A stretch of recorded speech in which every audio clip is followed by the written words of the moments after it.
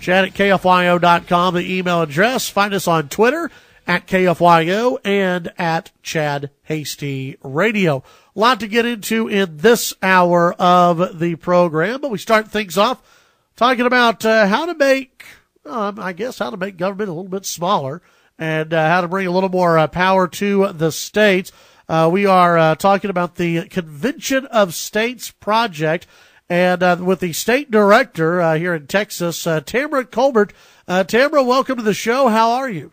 I'm great, Chad. Thank you for giving us an opportunity to come on. And we don't want to make government a little bit smaller. We want to make big government a whole lot smaller.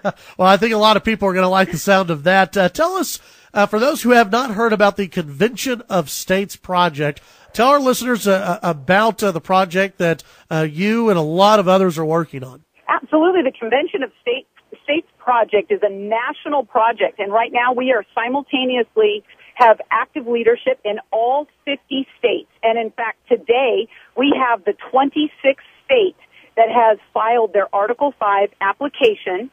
And the Convention of States project is dedicated to utilizing Article 5 of the United States Constitution to bring about some amendments in order to rein in the federal government.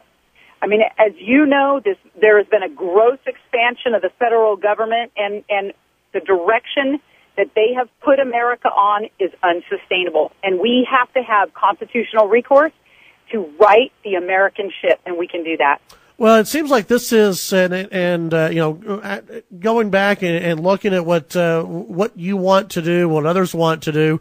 I know it's confused a lot with a constitutional convention, or at least it seems a lot of people confuse the two. Tell us the differences between what y'all are wanting to do and a constitutional convention. I am so glad that you brought that up, Chad, because we do not, I want to be clear, the Convention of States project does not want to change the United States Constitution. We do not want to change the Bill of Rights in any way. Let me be clear. We love the Bill of Rights. And what we want to do with utilizing Article 5 by bringing about, calling for an amending convention, is to leverage the rights that state legislators have for exactly this moment, to rein in and stop Washington, D.C. from the madness. It's very, very important. What we are only suggesting and attempting to do is bring about an amending convention, an opportunity for the states to come together and say Washington, D.C. is broken. They are not living up to the will of the people, so we are going to create an amendment. Maybe it's one amendment. Maybe it's about passing a balanced budget amendment. Maybe it's putting term limits on the Supreme Court or federal judges who are using the bench as their own personal decision-making and making of laws. There's just so many ideas and so many opportunities that we can have in order to propose amendments and start a national dialogue. Well, let me play devil's advocate here. Sure. If this happens, and states agree, and I want to get from you here in just a little bit how many states have to agree in order for this to happen. But let's say there are some states out there that love big government and they want as much federal government as possible. What's to stop them from bringing in their own amendments and trying to make the federal government more impactful in our lives? Well, here's the beautiful thing. What happened on November 4th of 2014 was, as you know, historic elections. What that means is that right now there are 38 states in America that are predominantly Republican. Mm-hmm. And that means we need 34 states to call an Article 5 amending convention of the states. So let's just say people got nuts, okay?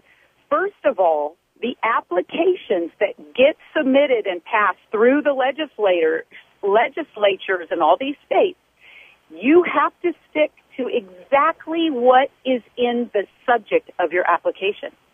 And in fact, the rules of that convention would say you are out of order, Connecticut, you are out of order, New York, because we are not here to discuss the Second Amendment. We are not here to discuss the First Amendment.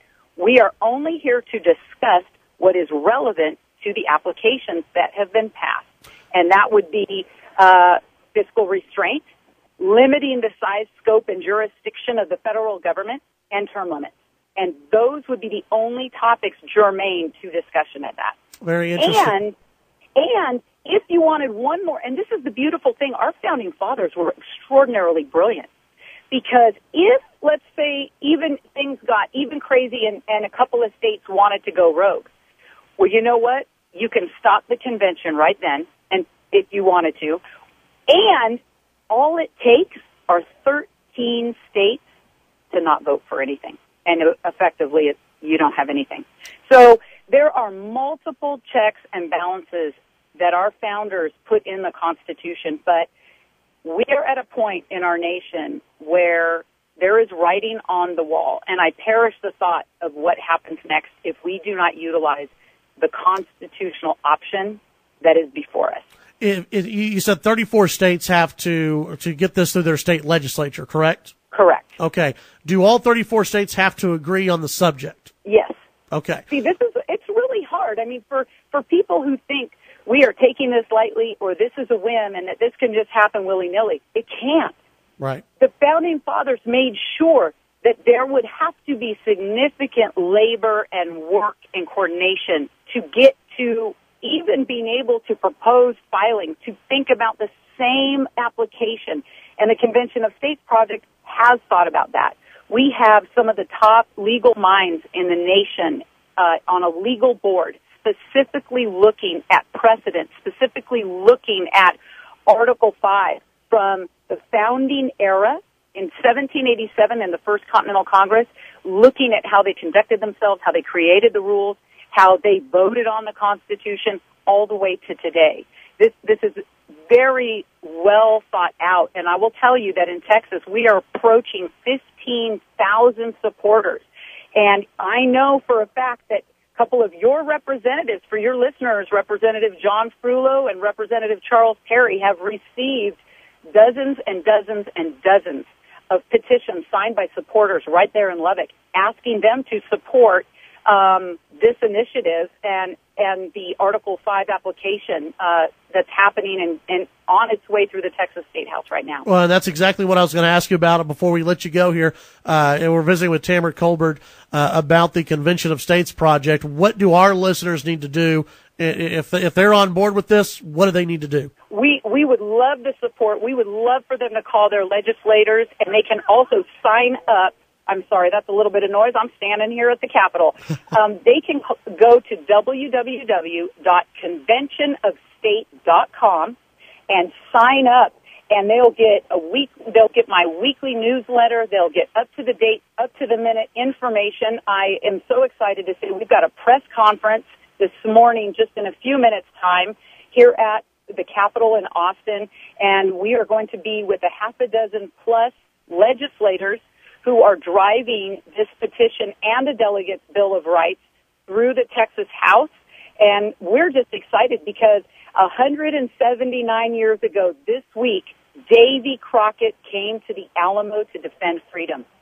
And today I am so proud to say there are going to be dozens of people at the Capitol standing in the gap for Davy Crockett, because we are not going to let this happen, not only to Texas, but we're going to defend freedom. If it takes Texas to stand for the rest of the nation, we will stand for freedom.